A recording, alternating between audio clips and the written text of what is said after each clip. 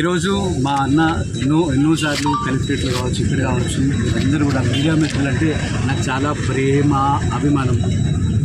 ఈరోజు ఒక్క మీడియా మిత్రులతో ఏ రోజు ఒక చిన్న ఘర్షణ కూడా నాకు లేదు. నాకు రాజకీయ కెరియర్లు చూడొచ్చు, నా హాస్పిటల్ పరంగా కావచ్చు, ఇంకోటి కావచ్చు. ఏ ఒక్క రోజు కూడా నాకు ఎవరితో ఎటువంటి వ్యక్తిగతంగా లేవు. మంచి రిలేషన్షిప్ 24 గంటల్లో పండుకునేటప్పుడు తప్ప మిగతా సమయం మొత్తం నవ్వుకుంటూ పలకరించేటటువంటి వ్యక్తిత్వం నాది. ఈరోజు జరిగినటువంటి విషయం ఏంటంటే ఇద్దరు కార్యకర్తల మధ్యలో ఒక సంఘర్షణ జరుగుతూ ఉంది. ఇద్దరు కార్యకర్తల మధ్యలో ఆఫీస్లో సంఘర్షణ జరుగుతూ ఉంది. నేనున్న దాంట్లో నేను దూరంగా ఉన్న దాంట్లో అన్న దాంట్లో అక్కడ కొంతమంది మహిళలు ఉండే. ఇద్దరు ఘర్షణ జరుగుతుంటే ఇక్కడ కూడా తోసుకుంటున్నారు అనుకో. ఇద్దరు మహిళలు ఉండే వాళ్ళకి బట్టలు ఉంటే నేను ఏమని చెప్పానంటే ఆ ఫోటోలు ఏమంటున్నాను, ఆ ఫోటోలో మహిళలు ఉండే ఫోటోలు డిలీట్ చేయాలని కుదరని. వారు కూడా సానుకూలంగా గుంజుకోలే. అన్న దేవుడు ప్రమాణం, నా భార్య నా తల్లి నాకు ఎంత గౌరవిస్తానో, నా పార్టీని అంతే గౌరవిస్తా. నేను గుంజుకోలేదు, భార్య కూడా తెలుసు. నేను గుంజుకోలేదు, భార్య ఇచ్చింది. గుంజుకోవడం మాట అబద్ధం. ఫస్ట్ రెండో మాట దాడి అన్నమాట. నేను ఎవరి మీద దాడి చేయలే. అసలు మా ఇద్దరి మీద ఆర్గ్యుమెంట్ కూడా కాదు.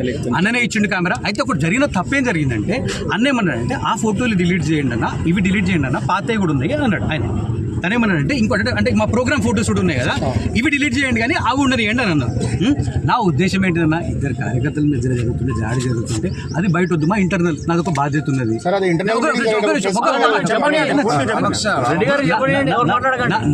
నా ఆలోచన ఎంతసేపటి ఏంటంటే నా ఇద్దరు కార్యకర్తలు క్షణిక ఆవేశంలో ఇద్దరు కార్యకర్తలు ఒక సంఘర్షణ జరిగింది. అది బయటికి పోవద్దన్నమాట. నాకు ఒక బాధ్యత ఉన్నది కాబట్టి మన ఇంట్లో కూడా ఇద్దరు పిల్లలు కొట్లాడుతుంటే వాళ్ళు కొట్లాడుకొని ఫోటోలు తీసి బయటికి పంపించమన్నారు కదా. నేనేమనుకుంటున్నాను అంటే దాన్ని వద్దు, బయటికి పోవద్దు అనేది నా ఆలోచన ఉండొచ్చు. అది మీడియా పరంగా మీకు ఒకటి అనిపించవచ్చు, నాకు బాధ్యత ఉన్నది కాబట్టి అనొచ్చు. అన్న నాకు పరిచయం, నా దోస్తు, నా మిత్రుడు కాబట్టి నేను వారిని రిక్వెస్ట్ చేసుకున్నా. వారు కూడా ఏమన్నారు, ఇది డిలీట్ చేయండి కానీ ఆ పాత ఏవో ఉన్నాయి అన్నాడు. దాన్ని చూడబోతే ఏమైందంటే ఫార్మాట్లో అది కొడితే ఏంటంటే అందరినీ కూడా నేను క్షమాపణ కోరుతా ఉన్నాను. దయచేసి నన్ను క్షమించండి. ఇంకొకసారి ఇట్లాంటి కార్యక్రమం ఏది జరగదు. ఇది బై మిస్టేక్, అది నాకు టెక్నికల్ జరిగింది తప్ప